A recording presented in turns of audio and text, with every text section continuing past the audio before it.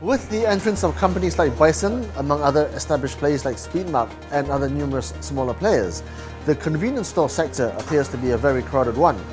But Gary Brown, the chief executive of 7-Eleven Malaysia Holdings Bhd, disagrees. Not only does he think Malaysia still lags the region in terms of stores per capita, but he also thinks there's lots of room to grow for players like themselves, established players like 7-Eleven.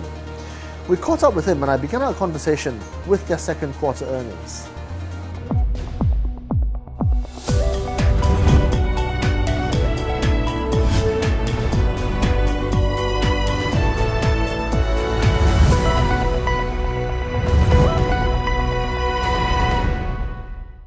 So Gary, thanks for joining us.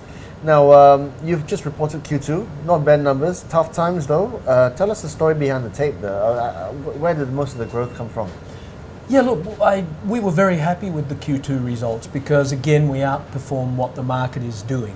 And I guess at the end of the day... So the market's going like that and 7-Eleven's kind of Yeah, going correct, like that. correct. Not like that necessarily, but... There was some growth in the market in Q2 versus Q1, and we estimate year to date the market is doing about 3.5% growth. Top line, yeah? Yeah. Okay. Whereas Q2 for us, we reported growth of 4.8%. Okay. And for the year to date, we're more than 4.5% up. So sales-wise, it was a good result, and the profitability was fantastic.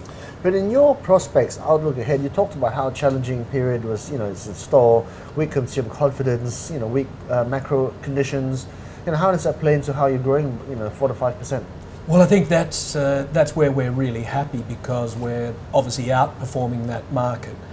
We see some recovery in consumer confidence in second quarter. It went from the way Nielsen measure the market, it went from 79 to 87. So a little bit of an uplift, a little bit of a bounce back, but it's still tough. Where do you think that came from? I'm not sure. I think partially because there's been less sensationalist headlines. Less than what they've been, maybe. Yeah, you could say that. Yeah. But just in general, things have been a little bit more stable. With stability comes consumer confidence, that ultimately will help consumer spending.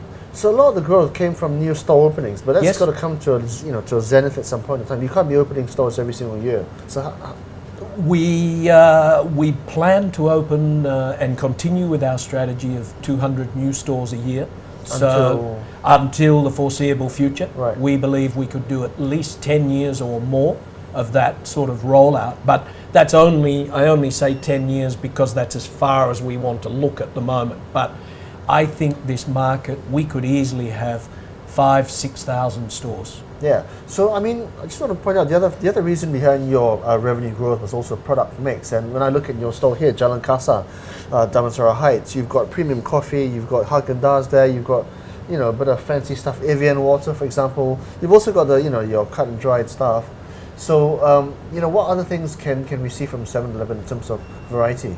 Yeah, I think mix is really important for us, and we, in a store like Jalan Kasar, which we've only been open the last 2 weeks, we see a lot of opportunity for fresh food, coffee, as you correctly point out.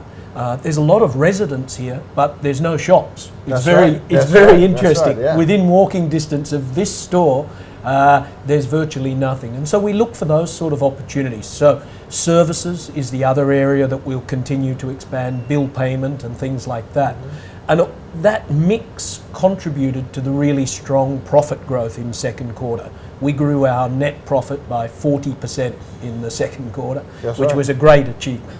And here's the thing, because you're coming back out into the market at a time when you've got stuff like Bison, you've got stuff like Speedmark 99, you've got your mum and pop convenience stores as well. So, how does 7-Eleven fit its strategy into all these other players? I think we go with our own strategy where we're conscious of other people and competitors, but certainly our attitude is that we set our own strategy. We're the clear market leader, and we set our own strategy and go after that. And our strategy is clear, more stores. Overall, we want more customers more often and spending more. And that's what we have to deliver in terms of offering those customers what they're looking for. Now, apparently in Malaysia, despite what we assume to be the case in terms of convenience store penetration, we are still quite underpenetrated on that front. How is that possible?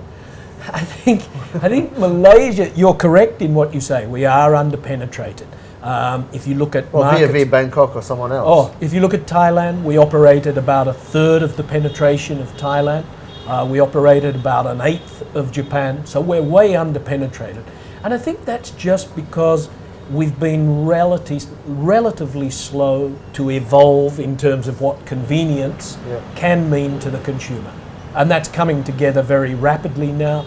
If you go back 3-4 years, we really didn't have coffee, we didn't have fresh food, you couldn't pay bills. So all of that is changing the consumer perception and need for convenience. You're trying to get a bit more intimate within neighborhoods as well, right, Gary? But I mean, when I look around your store here at Jalan Kasar, it still seems very vanilla 7-Eleven.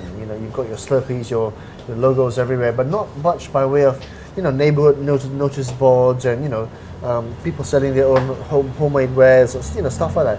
Is there scope for much of that going forward? I don't think too much in terms of individual store, because in terms of merchandise or offerings, I think that becomes a little bit more difficult to control. We've got more than 2,000 stores, and if each one has its own range, etc., it becomes very, very difficult to control. It's much better to adapt for store type and location.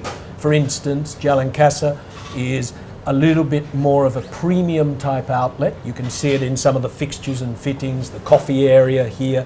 So that's a little bit more premium, but the range is still relatively the same as you'll find in most of our other premium suburban type outlets. So there won't be much in terms of differentiation per se, is that what you're trying to say? There is a little bit, but as I say, we cluster our stores into the type of stores. So we may have education stores. Clearly we don't have alcohol, etc. in education stores. Right. We might have tourist stores where they might be selling a different range to a suburban store. But that's how we differentiate. So all tourist stores will have a very similar range, but it may be different to a suburban store or a hospital store. Okay, well, almost run out of time, Gary. Last question. You used to run a franchise model under the old structure, but now you seem to be phasing it out and you seem to be owning more of your stores now.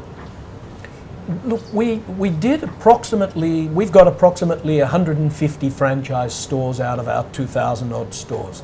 And interestingly, we are reviewing the franchise model at the moment.